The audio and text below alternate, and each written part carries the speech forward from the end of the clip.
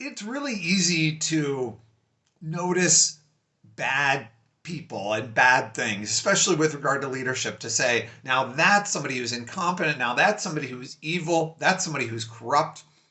It's more difficult to articulate who is an example. Is there anybody to look up to left? Are there any heroes left in this world? And I try to give some good examples when I can, because I don't want to discourage people and say, we can only learn from the failures of others. I think that's actually quite valuable. I think it's great to not learn from the school of hard knocks yourself by making every mistake possible and then changing direction. I think it's helpful to instead read about somebody who's made a mistake in history or in some circumstance and then say, I won't do that in the future.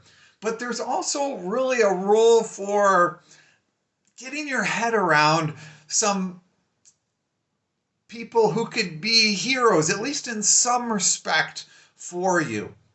And one of my courses in leadership communication, I have some examples that I throw out, and I'll just mention a little bit about those people as exemplars.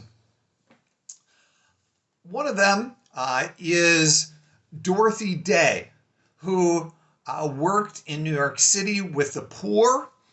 She started a newspaper in the 1930s was when she was really active among the poor, living simply, trying to advocate for the unemployed and the starving. She was working as a Roman Catholic, inspired by her faith to make a difference.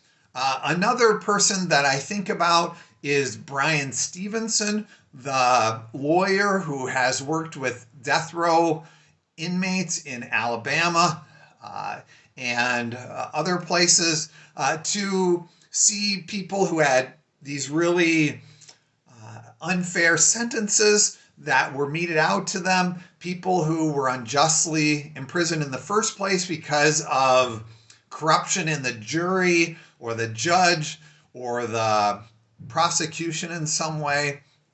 And one of the things that Brian Stevenson says is he says that we need to be in proximity to those who are suffering.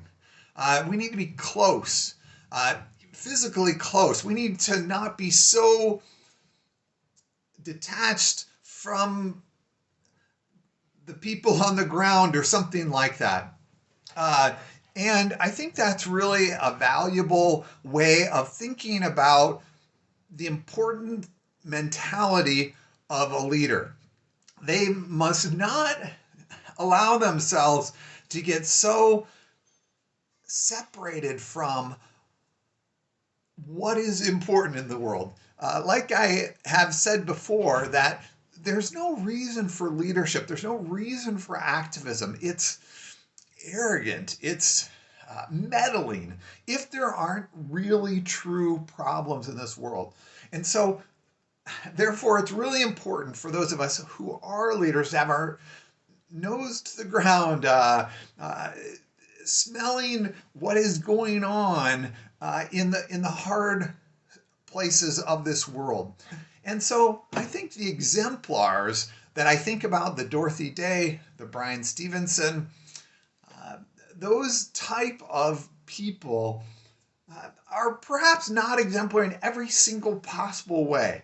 I don't mean to say that, but there's something about being in touch with the real issues of the world and being sympathetic, of talking with real people, that is crucial to the exercise of good leadership at the organizational level, in the corner office, in the boardroom, giving speeches on a stage.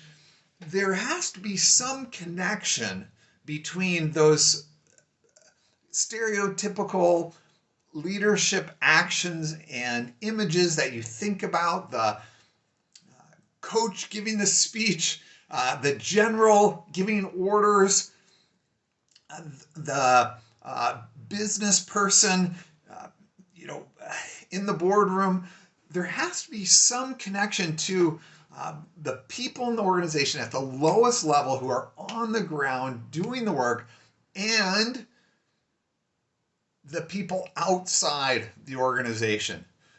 That is really a really crucial aspect of what leaders do, is they actually help their organization not just care about the people within that organization, but for outsiders.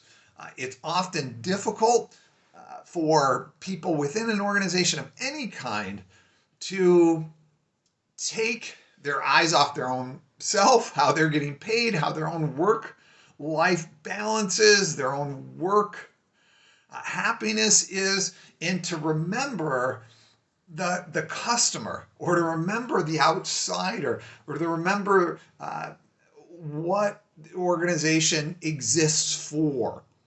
And that's really important for a leader to carry that message. It really is really important for an airline executive to really think about the experience of the person, taking the flights. It's really important for the pastor of a local church to think about the neighbors in the surrounding community who don't go to church, and to really care and wonder what's going on in their lives, and to say, we exist on this corner, but we exist for the wider neighborhood and people. That we want to be of assistance, we want to be of help. And so that's a really important aspect of good exemplars, I think, is that they carry, when people get this idea of vision, and a leader should be visionary. I think it's more precise to say that a leader must recall the outsider, must recall what this is all about. And oftentimes there's a compassion there, there's a small talk aspect there of actually being able to converse in a human way with regular people on the ground. That is really, really important for a leader. Not for show, not for their reputation, not for a photo shoot, but for them to have deep in their soul, which comes out in all their decisions, what this is all for. So that's what I think we're looking for in terms of an exemplar. There's a passage in Scripture that just touches on this, and it's one that you're familiar with, likely. It's 1 Corinthians 13, and the idea is that if I have the tongues of men and angels, if I can speak really good but have not love, I have nothing. If I'm only a resounding gong or clanging cymbal. And the idea in that passage is that there's a lot of showy stuff, but if we don't have love, it's really missing the point. And so that's one of the things we're really looking for in leaders, exemplars, is, do they have a human touch? Are they able to sincerely, again, not just, well, I'm gonna, go shake hands with that person or kiss some babies or something like that. No, does the politician love baby? I mean, not, but are they really, is it in their soul to improve maternal and infant and child health? Do they really care about those things in a profound way, where that's really part of their being? And when decisions come up or speeches come up, that's going to come out of them.